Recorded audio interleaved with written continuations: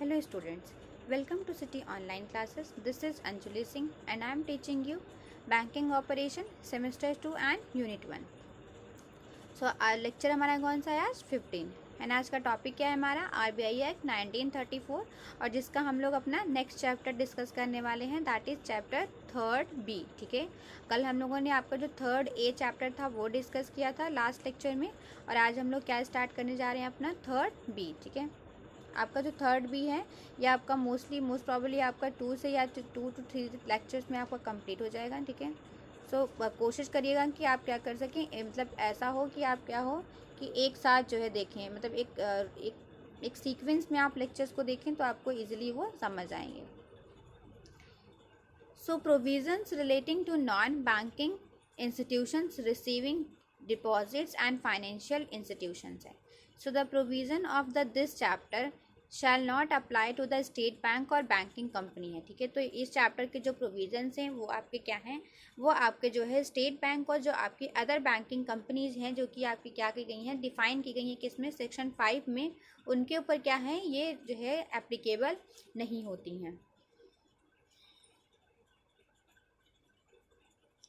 A corresponding new bank as defined in clause of section of 5 of that act or subsidiary bank as defined in the State Bank of India Act 1959 है. या फिर आपके जो RRBs हैं, ठीक है, जो आपके आरआरबीज हैं या आपके कॉरपोरेटिव बैंक्स हैं, इन सब के ऊपर क्या है, या आपकी जो ये आपका जो क्या कहते हैं ये जो प्रोविजंस हैं चैप्टर के वो क्या हैं, वो किसी भी तरह से एप्लीकेबल नहीं होते हैं. बेसिकली ये जो प्रोविजंस हैं वो आपके किसके लिए हैं, जो आपके नॉन बैंकिंग इंस्टीट्यूशंस हैं उनके ऊपर एप्लीकेबल होते हैं. ठीक है, तो ये आपके जो प्रोविजंस हैं वो किसके ऊपर एप्लीकेबल होते हैं, आपके जो नॉन बैंकिंग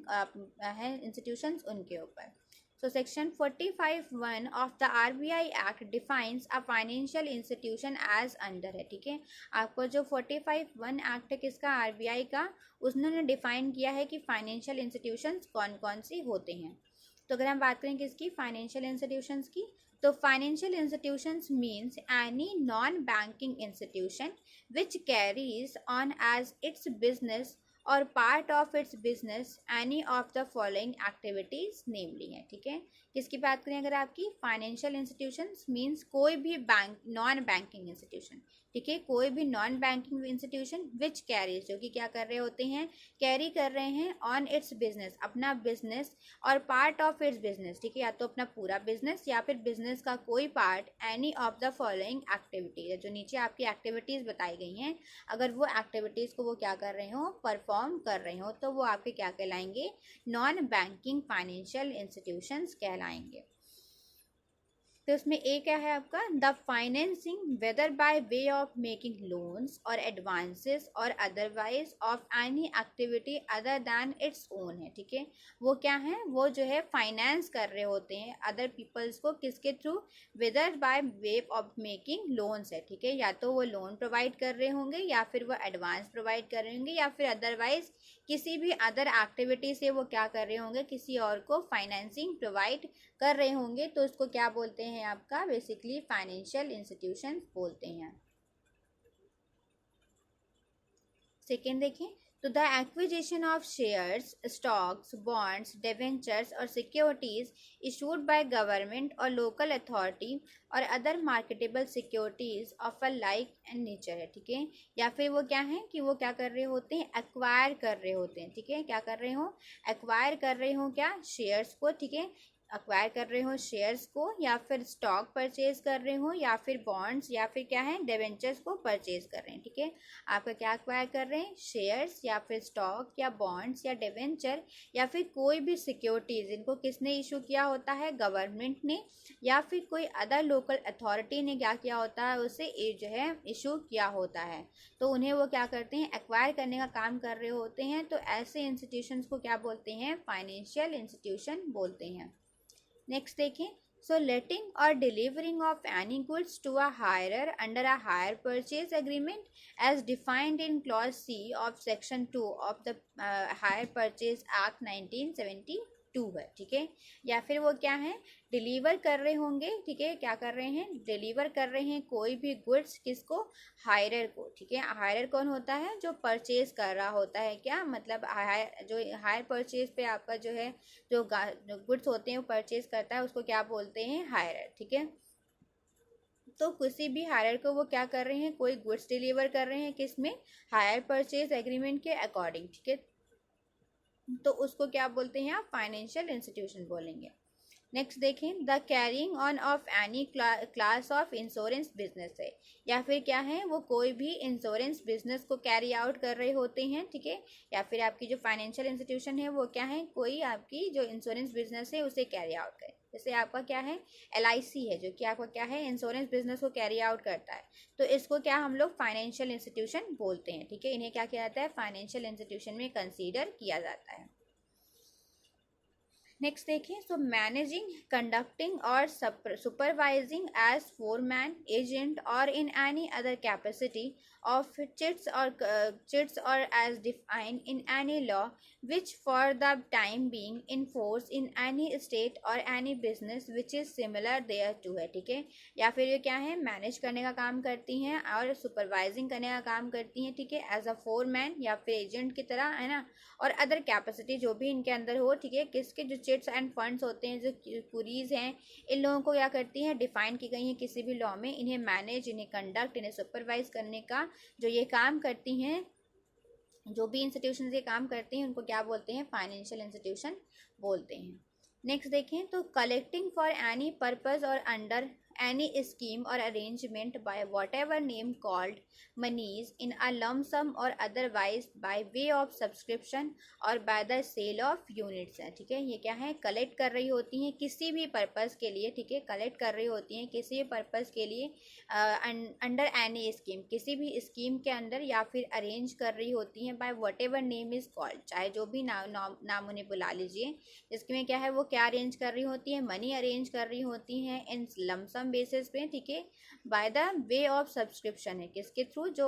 आपकी यूनिट्स हैं, जो आपकी यूनिट्स हैं उनको सेल करके, उनको सब्सक्राइब करके, ठीक है, और अदर इंस्ट्रूमेंट और in any other the manner and awarding prizes और गिफ्ट्स है, ठीक है। या फिर और किसी इंस्ट्रूमेंट के थ्रू, या फिर क्या है, अवॉर्ड करके, क्या, प्राइजेस और गिफ्ट्स को अवॉर्ड करके, वेदर इन कैश और कॉइन है, ठीक है। फिर चाहे वो कैश में हो सकती है, चाहे वो किसी और फॉर्म में भी हो सकती है। और dispersing monies in any other way to persons from whom monies are collected or to any other person, but does not include any institution which carries on and its principal business है, ठीक है। तो अब क्या है, जो उन institution को क्या है, फाइनेंशियल इंस्टीट्यूशन में कैरी आउट नहीं करते हैं, जो ये नीचे बताए गए बिजनेस को कैरी आउट कर रहे होते हैं, ठीक है। तो जैसे कि कोई अगर इंस्टीट्यूशन है वो एग्रीकल्चरल ऑपरेशंस को कर रहे हैं, ठीक है, जिनका प्रिंसिपल बिजनेस क्या होगा, एग्रीकल्चर ऑपरेशन होगा, तो उनको फाइनेंशियल इंस्टीट्यूशन में कंसीडर नहीं किया जाएगा, ठीक है। या फिर कोई इंस्टीट्यूशन है जिनका प्रिंसिपल बिजनेस क्या है, इंडस्ट्रियल एक्टिविटी है, ठीक है, वो बेसिकली किस में काम कर रहे होते हैं, उनका जो मेन वर्क होता है वो क्या है, इंडस्ट्रियल एक्टिविटी है, तो वो उन्हें क्या किया जाएगा, फाइनेंशियल इंस्टीट्यूशन में कंसीडर नहीं किया जाएगा। मतलब बेसिक अगर उनका जो प्रिंसिपल वर्क होगा वो क्या होगा, या तो एग्रीकल्चर ऑपरेशन या फिर इंडस्ट्रियल एक्टिविटी है, उसके साथ में अगर वो फाइनेंस प्रोवाइड करने का काम कर रहे होते हैं तो भी उन्हें क्या है, इसमें इंक्लूड नहीं किया जा रहा होता है। So the purchase or sale of any goods other than securities or the providing of any services है, या फिर क्या है, वो परचेज कर रहे होते हैं और सेल कर रहे होते हैं, क्या, कोई भी गुड्स या फिर अदर कोई सर्विसेज प्रोवाइड कर रहे होते हैं सिक्योरिटीज़ के अलावा, तो उन्हें क्या है, तो भी उन्हें इंक्लूड नहीं किया जाता है। एंड द परचेज, कंस्ट्रक्शन और सेल ऑफ इमूवेबल प्रॉपर्टी, या फिर क्या है, जो इमूवेबल प्रॉपर्टी होती हैं उन्हें परचेज करने का बिजनेस है, उन्हें उसे कंस्ट्रक्ट करने का और उसे सेल करने का क्या बिजनेस है। So however that no portion of the income of the institution is derived from the financing of purchase है, ठीक है। तो कंस्ट्रक्शन और sale of immovable property by the person, तो ऐसे जो लोग हैं जो क्या है कि कोई इमूवेबल प्रॉपर्टी को कंस्ट्रक्ट करने में, सेल करने में या परचेज करने में लगे हुए हैं, उनका मेन बिजनेस वो है, तो उसे क्या है, और साथ ही वो फाइनेंसिंग का भी वर्क कर रहे हैं, तो उन्हें फाइनेंशियल इंस्टीट्यूशन में कंसीडर नहीं किया जाता है। नेक्स्ट आपका देखें तो हमारा क्या है, maintenance of percentage of assets है, ठीक है। तो कुछ आपको क्या करना पड़ता है, जो आपके एसेट्स हैं उन्हें कुछ तक मेंटेन करके रखना पड़ता है। So every non banking financial company shall invest and continue to invest in India in unencumbered approved securities valued at a price not exceeding the current market price of such securities, an amount which at the close of business on any day shall not be less than 5% or such higher percentage not exceeding 25%, as the bank may from time to time and by notification in the official gazette है, ठीक है। तो जितनी भी आपकी non banking financial company होती हैं वो इन्वेस्ट कर सकती हैं, ठीक है, एंड कंटिन्यू इंडिया में इन्वेस्ट कर सकती हैं, ठीक है। किसमें, जो आपकी क्या होती हैं, अनएनकम्पर्ड आपकी जो अप्रूव्ड सिक्योरिटीज़ होती हैं उसमें, और जिनकी जो वैल्यू होती है वो क्या है, मार्केट प्राइस से ज़्यादा ना हो, और दूसरा क्या है कि वो क्या है कि उनका जो मिनिमम है वो कितना 5% तक उनका इन्वेस्टमेंट होना चाहिए, और मैक्सिमम जो लिमिट है वो क्या है 25% तक है, ठीक है। तो मैक्सिमम कोई भी कंपनी इन्वेस्ट कर सकती है, तो वो कितना 25% तक इन्वेस्ट कर सकती हैं कोई भी नॉन फाइनेंशियल इंस्टीट्यूशंस हैं। और दूसरा क्या है कि इसके साथ में ये है कि ये जो लिमिट है वो टाइम टू टाइम क्या है, गवर्नमेंट जो है वो स्पेसिफाई करती रहती है, चेंज करती रहती है, किसमें, उनके जो ऑफिशियल गजट होते हैं उसमें। नेक्स्ट देखें तो for the purpose of insuring compliance with the provisions of this section, the bank may require every non banking financial company to furnish a return to it in such a form, in such manner and for such period as may be specified by the bank है। तो for the purpose of improving का जो ये provisions हैं, ठीक है, जो provisions बताए गए हैं इन सेक्शन में, तो इसके लिए क्या, हर bank may require every non banking, जो तो बैंक क्या करता है कि उनको बोलता है जितनी भी नॉन बैंकिंग फाइनेंशियल कंपनी उन्हें फर्निश करनी पड़ती हैं अपनी रिटर्न, ठीक है, वो रिटर्न उनको फर्निश करना पड़ेगा, किसको, बैंक्स को, आरबीआई को, इन सच अ मैनर, उस मैनर में जिस मैनर में क्या किया गया होगा, उनके थ्रू बताया गया होगा, और स्पेसिफाइड टाइम पीरियड के under. If the amount invested by a non-banking financial company at the close of business on any day falls below the rate specified under subsection 1, such company shall be liable to pay the bank है, ठीक है। अगर क्या है, अगर जो amount जो invest किया है by non banking financial company के through at the close of business on any date, किसी दिन वो क्या है वो कम हो जाता है, वो रेट जो स्पेसिफाई किया गया है वो फॉल हो जाता है, तो उन्हें क्या करना पड़ेगा, बैंक को पे करना पड़ेगा in respect of such shortfall.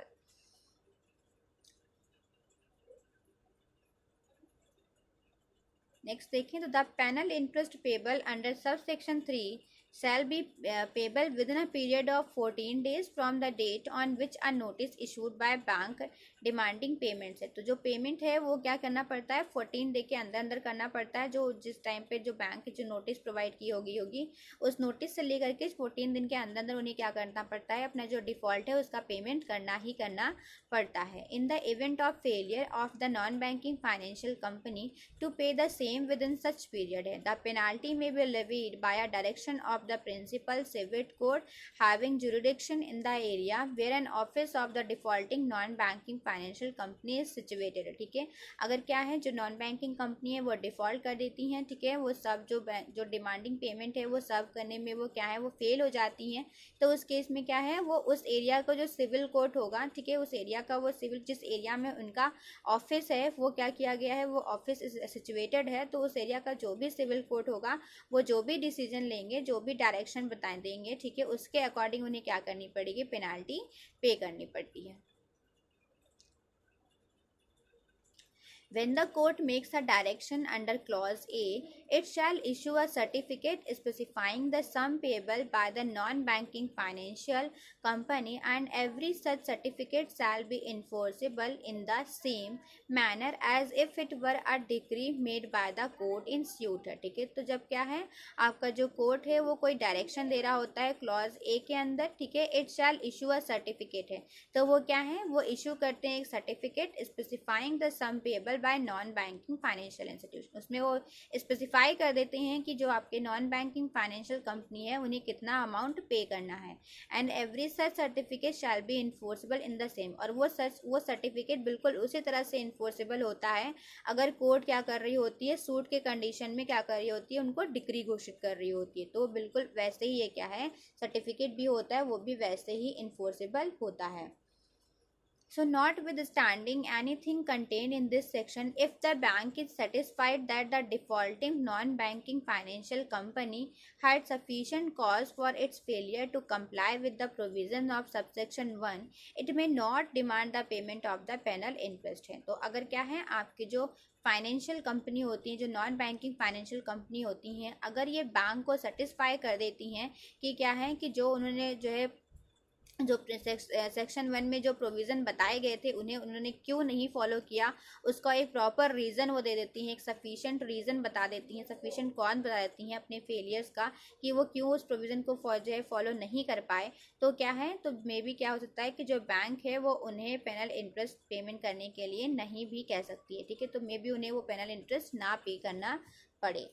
Next हम देखें तो हमारा क्या है, दैट इज रिजर्व फंड है। तो every non banking financial company shall create a reserve fund and transfer therein a sum not less than 20% of its net profit every year as disclosed in the profit and loss account and before any dividend is declared है। तो जितनी भी क्या है आपकी जो non banking financial company है उन्हें क्या करना पड़ता है, उन्हें क्रिएट करना पड़ता है एक फंड, एंड जिसमें वो क्या है वो ट्रांसफ़र करती हैं अपना क्या है नॉट लेस देन, ठीक है, अपना जो प्रॉफिट एंड लॉस होता है जो अपने अकाउंट में उन्होंने मेंशन किया होता है उस प्रॉफिट एंड लॉस का 25% से कम नहीं, ठीक है, कम से कम 20%, सॉरी 20%, ठीक है, उस प्रॉफिट एंड लॉस का कम से कम 20% उन्हें उस फंड में ट्रांसफ़र करना पड़ता है, वो भी क्या, डिविडेंड डिक्लेयर करने से पहले।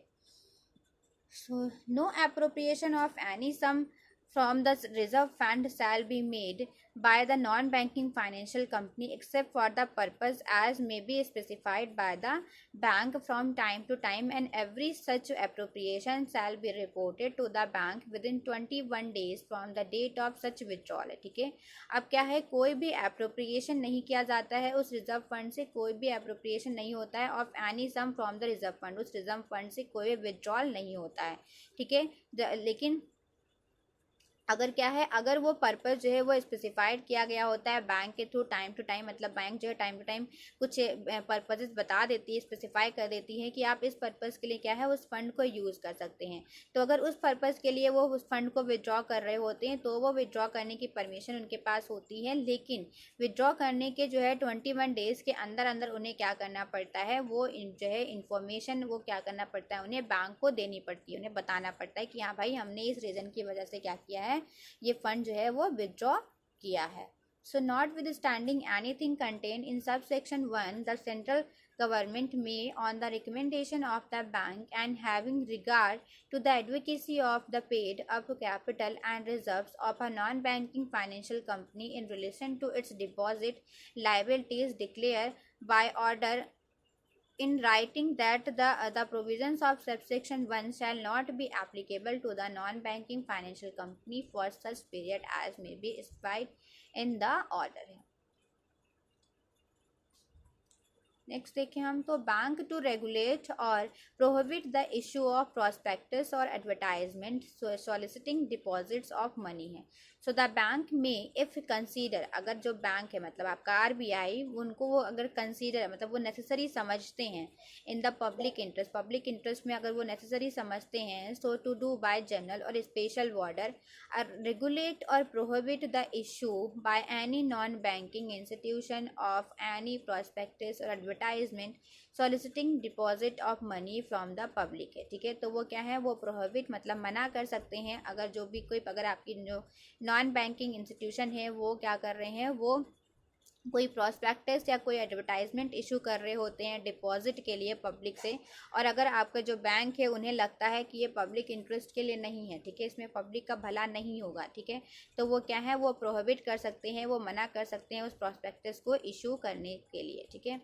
नेक्स्ट देखें, so specify the condition subject to which any such prospectus or advertisement if not prohibited may be issued, ठीक है। या फिर क्या है, अगर जो है कुछ ऐसी कंडीशंस बताई गई हैं जो पहले से ही बताई गई हैं आरबीआई के थ्रू, जिन कंडीशंस के आप क्या है अपने प्रॉस्पेक्टस को इशू नहीं कर रहे होते, नहीं कर सकते हैं और एडवर्टाइजमेंट नहीं कर सकते हैं, अगर उसमें आप कर रहे हो तो क्या है वो जो पहले से प्रोहिबिटेड है तो वो क्या होगा, आप उसमें इशू नहीं कर सकते हैं, ठीक है।